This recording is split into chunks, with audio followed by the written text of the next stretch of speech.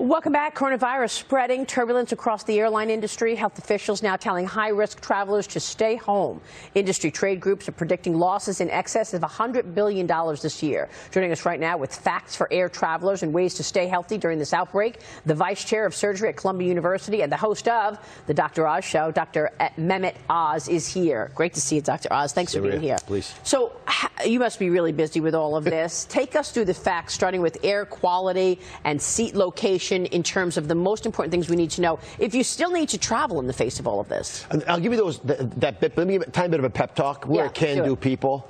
Everyone says stay calm, don't panic. That's not really about what our goal is here. Our goal is to give you action steps you can take right now to keep yourself safe, more importantly, keep people who are frail in the population in optimal conditions so they don't get ill. If you build a firewall with this virus, you'll do well. So here are the action steps. First off, travel. If you're going to travel on a plane, please stay by the aisle. I'd rather not by the aisle, by the window. It's further away from all the crowds. The germ zone is the row in front of you and behind you. Take the air nozzle, blast it at your face. The air from outside the plane and that's been purified within the plane is 99.9% pure. So it's going to be the safest air you're going to be able to breathe. I just mentioned it's emblematic of what you could do. You can wash your hands, for example. And by the way, when I say wash your hands, for 20 seconds and wash your fingers in particular. Don't worry about your wrists. They don't make much of a difference. Don't shake hands, obviously, as we did not shake hands walking in here. We did the elbow bump. And you need to, because although historically you'd show that your hand was free of a weapon and you weren't going to hurt somebody, these days you're actually carrying the weapon, they can't see, and you're going to infect them. Hygiene is also critical in the area. This surface in front of me, the reason this coronavirus worries us is a germ on this virus from the guest before me could infect me. In fact, from a guest on Friday could have infected me because it lives on these surfaces. So that will live on this desk for how many hours? We believe for up to 9 days. Wow. So it's really difficult to predict who was there, so you got to clean it up. I like to spray the solutions on, and as it dries, it kills off the germs. It's even better than the wipes. Simple tactics like that are incredibly effective. There have been supplements you could take that we believe might be beneficial in shortening duration, because many people won't even know they're sick when they get the virus. 80% of the symptoms of the people who get it are symptoms are pretty mild. So vitamin C, vitamin D, zinc, elderberry, these are simple ideas. Beta-glucan, which is from mushrooms. You know what I've been doing every day is taking the emergency drink. Yep. You know, the packets, it's just vitamin C. And this. So before you leave, disinfect your surface. Thank you very much. But the one thing about the wipes is you do have to let the surface get wet. If you just wipe like this, you're actually spreading germs. So you want to leave the surface moist enough that as it dries off, you actually murder off all the virus particles that are in there. But it brings up mass transit. I mean, commuters on buses and trains. I mean, we don't know that those surfaces have been cleaned. Well, first of all, you got to give them the Heisman, arm length distance from the people around you. That's why folks who are older and frail with chronic illnesses, they're the ones I worry about. They have to be thoughtful about using mass transportation during rush hour, because you're getting hustled and bustled, you're touching too many people. I agree. Holding those hand motions above your head is a catastrophe. So walk around with Kleenexes in your hands to hold that, or just during the commute, wear gloves, then toss the gloves. Yeah. But what contaminates you is when your fingers touch that surface that's been able to harbor a virus for days and days and days. Then you touch your face, which you do 1,000 times or more a day on average. Well, then you're taking virus and inoculating yourself with it, which is why this is so contagious. Yeah. And give you some numbers on this. The traditional flu, and this is really the only thing that's worrisome to me about this. If I have the flu, the chance of me giving it to a person is meaningful, right? 9 people get infected from me during that week. But if I have coronavirus, it's 45 people get infected that week. It's so much greater in its contagiousness that if you happen to have a weakness for the virus, it'll catch up to you without you realizing it. Mm-hmm. But most people, it sounds like, don't have to worry. It is the elderly. You know, what does the average person really need to panic? It doesn't sound like it. I don't think, again, it's not even about not panicking. You're not going to die from this virus. Overwhelmingly, you're safe. However, you should do smart things to avoid you passing it to people who are frail. Well, that's what I've been thinking about, because my father is 83 years of age, and he lives in the South, and I was going to go visit him.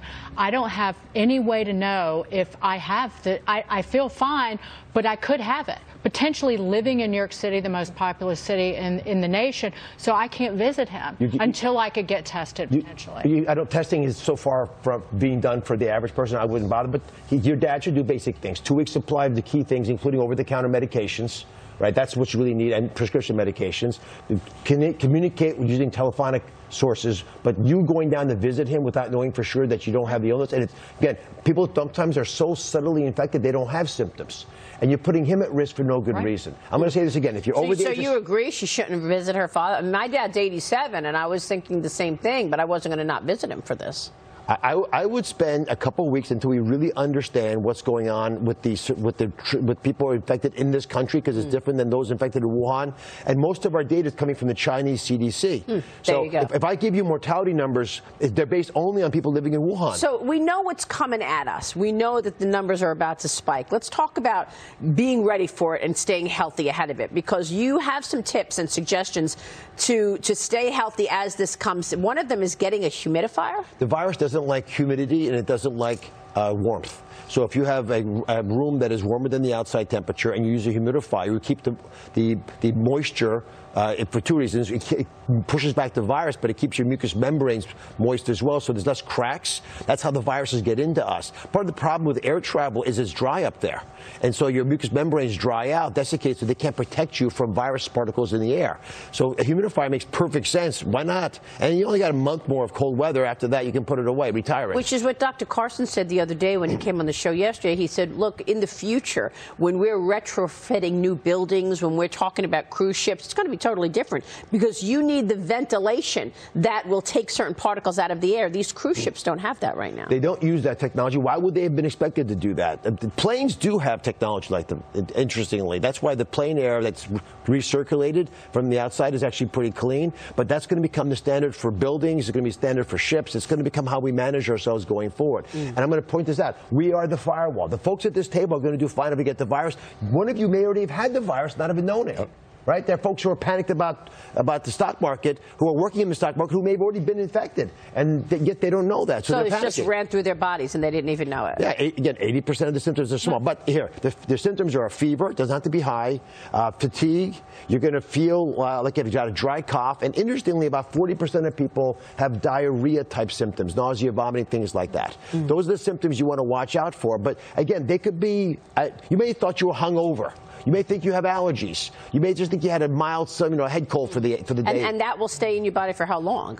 Well, the virus seems to have an incubation period of anywhere from a week to 2 weeks. That's part of the problem, because you can be contagious and not realize and not know it, yeah. But after that, I would definitely quarantine myself for at least 10 days. So one bit of good news here is that children so far seem to be less affected than adults, which isn't the case with the seasonal flu, right? I mean, I don't know if they're carriers. They may very well be carriers, but kids under 9 or 10 are not getting this. Well, almost for sure they're carriers. However, there has not been a known death of a child under age 10. I'll give you the numbers real quick. Under 10, 0.